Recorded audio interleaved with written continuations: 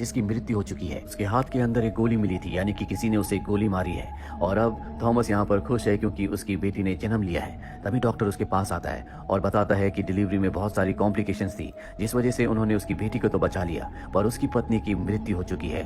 ये जानकर थॉमस पूरी तरह से शॉक्ड हो जाता है, क्योंकि ब्लू हुडी वाली लड़की ने भी उसे यही बताया था। इसका मतलब ये है कि उस वक्त वो थॉमस को उसका भविष्य बता रही थी, पर उसे कैसे पता चला?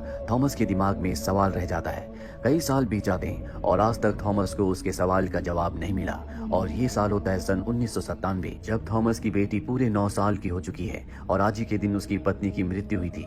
वो अपनी बेटी को लेकर अपनी पत्नी की ग्रेव पर जाता है, जहाँ पर वो देखता है कि उसकी पत्नी की ग्रेव के ऊपर पहले से किसी ने फूल रखे हुए हैं। उसे लगता है कि या तो उसके साथी ने, जो उसी के साथ डिटेक्टिव है, या उसकी पत्नी के भाई ने ये फूल रखे होंगे। वो दोनों को कॉल करके पूछता है, पर उन दोनों में से किसी ने भी ये फूल नहीं रखे। ये फूल किसने रखे, थॉमस को कुछ नहीं पता। और तभी थॉमस को कॉल आता है, उसे बताया जाता है कि शहर में एक खून हो गया है, और ये खून ठीक उसी तरह से हुआ है जैसे आज से 9 साल पहले, यानी कि सन 1988 में एक ही रात में 4 लोगों का हुआ था। अब थॉमस यहाँ पर सीसीटीवी कैमरे की रिकॉर्डेड फुटेज को देखता है, जिसमें वो एक नीले रंग की हुडी पहनी हुई लड़की को देखता है, जो हूबहू उसी लड़की की तरह दिख रही होती है जिसकी मृत्यु आज से 9 साल पहले ट्रेन से टकराने से हो गई थी। हालांकि सबको लगता है कि उस लड़की ने, जिसने मर्डर किया है, जानबूझकर ब्लू रंग की हुडी पहनी है ताकि वो डिटेक्टिव्स को गुमराह कर सके। पर यहाँ पर थॉमस को शक हो जाता है, इसीलिए वो 9 साल पुराने केस की फाइल को एक बार फिर से ओपन करता है, जिसमें उस लड़की के सामान के साथ उसे की भी मिलती है। उस की इन्वेस्टिगेशन करने के लिए वो अपने साथी ऑफिसर को देता है। तभी थॉमस को पता चलता है कि एयरपोर्ट पर एक और लड़की का मर्डर हो चुका है, और जब वो अपने साथी के साथ वहां पर जाता है तो उस लड़की की नेक पर भी उसी तरह के 3 होल होते हैं, जिस तरह के इससे पहले वाले इंसान की नेक पर थे। थॉमस समझ जाता है कि जो भी ये मर्डरर है वो उसी तरह से कत्ल कर रहा है जिस तरह से आज से 9 साल पहले एक ही रात में 4 लोगों के हुए थे। थॉमस यहाँ पर ऑब्जर्व करता है कि जिस लड़की का खून हुआ है उसके पास एक राइटर की किताब है, और अब तक जितने भी लोगों के खून हुए हैं सबके पास इसी राइटर की यही किताब थी। थॉमस के दिमाग में बहुत सारे सवाल है जिनके जवाब उसके पास नहीं है। थॉमस को ये भी पता चलता है कि जो कि उसने इन्वेस्टिगेशन के लिए दी थी वो एक प्लेन की है, जिस प्लेन को 1 साल पहले बनाया गया है। थॉमस और भी कंफ्यूज हो जाता है, क्योंकि अगर इस प्लेन को 1 साल पहले बनाया गया था तो उस हुडी वाली लड़की के पास 9 साल पहले ये की कहां से आई? अब थॉमस के पास एक फिजिसिस्ट आते हैं जिनका नाम डॉक्टर नवीन है। वो थॉमस और उसके साथी को बताते हैं कि हर 9 सालों के बाद एक पल ऐसा आता है जब ब्लड मून की ग्रेविटेशनल फोर्स बहुत ज्यादा होती है, और अगर कोई चाहे तो इससे टाइम का ब्रिज बनाया जा सकता है, जिससे कोई भी पास्ट में टाइम ट्रेवल कर सकता है। थॉमस और उसके साथी को डॉक्टर नवीन की बातें बेकार की लगती है, इसीलिए वो उनकी बातों पर ध्यान नहीं देते और उस जगह आ जाते हैं जहां पर वो प्लेन है, जिसकी चाबी आज से 9 साल पहले उसे ब्लू हुडी वाली लड़की की जेब में मिली थी, जिसकी अब मृत्यु हो चुकी है। थॉमस अकेले ही अंदर जाता है और तभी उसके सामने वही लड़की आ जाती है। वो थॉमस को गन पॉइंट पर ले लेती है। थॉमस ये देखकर हैरान होता है कि 9 साल बीतने के बाद भी उसकी उम्र बिल्कुल नहीं बढ़ी। वैसे भी 9 साल पहले उसकी मृत्यु हो गई थी, और अगर उसकी 9 साल पहले मृत्यु हो गई थी तो वापस वो जिंदा कैसे हो गई? अब वो थॉमस को गन पॉइंट पर लेकर कुछ बताने वाली होती है कि तभी थॉमस का साथी बाहर से अंदर आ जाता है। वो लड़की गलती से उसे मार देती है। अब यहाँ पर और भी सिक्योरिटी आने लगती है, इसीलिए वो लड़की थॉमस को जबरदस्ती अपने साथ प्लेन में बैठाकर यहाँ से टेक ऑफ कर देती है। रास्ते में थॉमस को बताती है कि मैं बार बार टाइम ट्रेवल करके पास्ट में आती हूँ ताकि भविष्य की दुनिया को पूरी तरह से सुरक्षित कर सकूं। अगर मैंने ऐसा नहीं किया तो भविष्य की दुनिया पूरी तरह से बदल जाएगी। ब्लड मून की रात को मैं टाइम ट्रेवल कर सकती हूँ। ये वही थ्योरी होती है जो कुछ देर पहले डॉक्टर नवीन ने उसे बताई थी। और इसके बाद वो लड़की थॉमस को प्लेन से नीचे पानी में धक्का दे देती है। थॉमस किसी तरह से पानी से बाहर आता है और अगली सुबह पुलिस को उस प्लेन के परखच्चे मिलते हैं, यानी कि वो प्लेन क्रैश हो चुका है, पर उस लड़की का कोई भी नामो निशान नहीं होता। थॉमस सबको बताता है कि वो लड़की टाइम ट्रेवल करके पास्ट में आई थी, लेकिन उसकी बात पर कोई भी विश्वास नहीं करता। और अब साल आता है 2006 का। 9 साल और बीत चुके हैं। इस बीच थॉमस की जिंदगी में बहुत कुछ बदल चुका है। उसने डिटेक्टिव की पुलिस की नौकरी छोड़ दी है, साथ ही बार बार ब्लड मून के बारे में पढ़ता रहता है। पिछले 9 सालों से उसे डॉक्टर नवीन भी कभी नहीं मिले। उसकी बेटी भी अब बड़ी हो चुकी है, जो अब अपने अंकल यानी कि थॉमस की पत्नी के भाई के साथ रहती है, जो अब भी एक डिटेक्टिव है।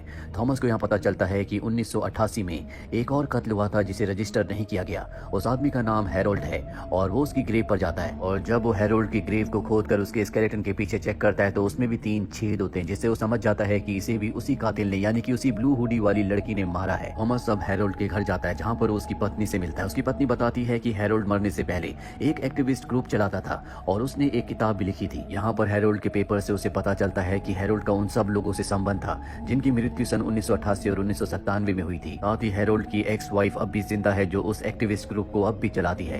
ये जानने के बाद थॉमस समझ जाता है कि अब उसकी बारी है। वो ब्लू हुडी वाली लड़की उसे मारेगी, क्योंकि आज ब्लड ब्लड मून होता है, इसीलिए वो उसके घर जाता है। पर जब तक वो उसके घर पहुंचता है उसकी मृत्यु हो चुकी होती है। अभी वो वहां पर ब्लू हुडी वाली लड़की को देखता है जो भाग रही होती है। वो उस पर गोली चलाता है, गोली उसके हाथ में लग जाती है। थॉमस उसका पीछा करता है, जो कि समंदर के किनारे बने हुए नाले के पाइप के अंदर चली गई होती है। थॉमस भी उसके अंदर जाता है और देखता है कि उसके सामने एक टाइम मशीन है। उस टाइम मशीन के अंदर वो ब्लू हुडी वाली लड़की है और तभी एक तेज रोशनी होती है और वो मशीन के साथ इस जगह से गायब हो जाती है। दरअसल वो इस साल से यानी कि सन 2006 से टाइम में उल्टा ट्रैवल कर रही होती है, जिसके बाद 1988 में पहुंचेगी, जहां पर थॉमस की वजह से उसकी मृत्यु हो जाती है। और इसका सबूत ये होता है कि जब उसकी मृत्यु हुई थी उसके हाथ में एक गोली मिली थी और ये वही गोली होती है जो सन 2006 में थॉमस ने उसे मारी है। अब थॉमस को सब कुछ समझ में आ चुका है। यहाँ पर पुलिस भी आ जाती है। हालांकि थॉमस उन्हें सब कुछ बताता है, लेकिन थॉमस की बात पर कोई भी विश्वास नहीं करता। सबको ये लगता है कि उस एक्टिविस्ट को थॉमस ने मारा है, इसीलिए उसे गिरफ्तार कर लिया जाता है। दूर पहाड़ी के ऊपर से हमें डॉक्टर नवीन को दिखाया जाता है जो सब कुछ देख रहे होते हैं। और अब 9 साल और बीत जाते हैं और सन 2015 आता है। थॉमस आज भी इस केस को, इस मिस्ट्री को सॉल्व करना चाहता है, इसीलिए वो उसी पाइप के बाहर रहता है जहां पर उसने आखिरी बार उस लड़की को अंदर जाते हुए देखा था, जहां पर उसकी टाइम मशीन भी थी। और आज 9 साल के बाद ब्लड मून की रात है। थॉमस को पता है कि वो हुडी वाली लड़की एक बार फिर से आएगी। हालांकि आज उसकी बेटी की डिलीवरी भी होती है, लेकिन वो हॉस्पिटल नहीं जाता क्योंकि वो उस हुडी वाली लड़की को पकड़ना चाहता है। उसके दिमाग में जो कई सवाल है उनके जवाब चाहता है और होता भी ऐसा ही है। कुछ देर बाद उसी नाले के पाइप से वो लड़की निकलती है। थॉमस उसे गन पॉइंट पर ले लेता है और पूछता है कि तुम कौन हो। वो बताती है कि मेरा नाम रे है और मैं आपकी ग्रैंड डॉटर हूँ। मैं टाइम ट्रेवल कर रही हूँ क्योंकि तुमने मुझे ऐसा करने के लिए कहा था। मैंने साल 2024 से अपनी जर्नी शुरू की है। साल 2024 में दुनिया जल रही है, वर्ल्ड वॉर शुरू हो चुका है और ऐसा हेरल्ड की किताब से हुआ है क्योंकि सन 1988 में जो किताब उसने लिखी थी उससे लोगों के दिमाग पर बहुत गहरा असर पड़ा। लोग देशभक्ति के चलते एक दूसरे से लड़ने लगे और जल्दी सिविल वॉर शुरू हो गई, जिसके बाद वर्ल्ड वॉर शुरू हो गया। वर्ल्ड को बचाने के लिए डॉक्टर नवीन ने एक टाइम ट्रैवलिंग मशीन बनाई, जिस मशीन से हर 9 साल में यानी कि ब्लड मून वाले दिन ही ट्रैवल किया जा सकता है। मैं रिवर्स में ट्रैवल कर रही हूँ ताकि उन सब लोगों को मार सकूं जिनकी वजह से वर्ल्ड वॉर हुआ और भविष्य में आने वाली बर्बादी को रोक सकूं। थॉमस देखता है कि रिया के हाथ में गोली का निशान नहीं है, जिसका मतलब ये है कि यहाँ पर अपने टारगेट को खत्म करने के बाद वो सन 2015 में जाएगी, जहाँ पर थॉमस ने उसके हाथ में गोली मारी थी, और सन 2015 से सन 2006 में और उसके बाद 1997 में और आखिरी में 1988 में, जहाँ पर थॉमस की वजह से उसकी मृत्यु हो जाएगी। थॉमस को वो अपना ब्रेसलेट भी दिखाती है जो कि थॉमस ने कभी अपनी पत्नी को दिया था और उसकी पत्नी ने अपनी बेटी को, और शायद थॉमस की बेटी ने अपनी बेटी को, जो रिया है। थॉमस ये जानकर बहुत दुखी हो जाता है कि वो अपनी ग्रैंड डॉटर का कातिल है। उसकी वजह से 1988 में उसकी ग्रैंड डॉटर की मृत्यु हो जाएगी। वो अपनी ग्रैंड डॉटर से कहता है कि जब तुम सन 1988 में पहुंचो तो मुझे अपने आप को मारने से रोक लेना।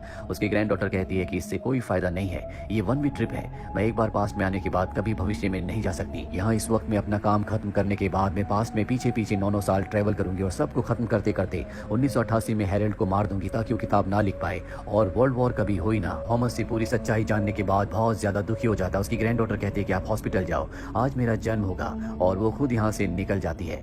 थॉमस इसके बाद हॉस्पिटल जाता है जहाँ पर उसकी ग्रैंड डॉटर का जन्म होता है, जिसे वो बहुत प्यार करता है। वहीं उसकी ग्रैंड डॉटर 9 साल पास्ट में जाकर सबको मार देती है और वो हेरल्ड तक पहुंच जाती है जो उस किताब को लिख रहा था, जिस किताब की वजह से वर्ल्ड वॉर शुरू हुआ था। जिस किताब को पढ़ने के बाद कई अमेरिकन का दिमाग पूरी तरह से विद्रोही हो गया था। उस किताब को लिखने से पहले वो हेरल्ड को मार देती है, जिसके बाद हमें भविष्य का वक्त दिखाया जाता है, यानी कि सन 2024 का, जहाँ पर तबाही रिवर्स होना शुरू हो जाती है और चंद ही पलों बाद सब कुछ ठीक हो जाता है। यानी कि इस वक्त में वर्ल्ड वॉर हुआ ही नहीं, क्योंकि पास्ट में जाकर थॉमस की ग्रैंड डॉटर ने उन सब लोगों को मार दिया होता है जिनकी वजह से वर्ल्ड वॉर हुआ था। और थॉमस की ग्रैंड डॉटर कभी भी अपने वक्त में वापस नहीं आ सकती, क्योंकि सन 1988 में थॉमस की वजह से उसकी मृत्यु हो गई थी। साथ ही डॉक्टर नवीन ने जिस टाइम मशीन को बनाया था उसमें ऐसा कोई भी सिस्टम नहीं था जिससे पास्ट से फ्यूचर में ट्रेवल किया जा सके, पर उसने अपना काम पूरा कर लिया, जिससे दुनिया की तबाही को उसने रोक लिया। और इसी के साथ ही फिल्म, ये कहानी यहीं पर खत्म हो जाती है। उम्मीद करते हैं कि ये कहानी आपको पसंद आई हो।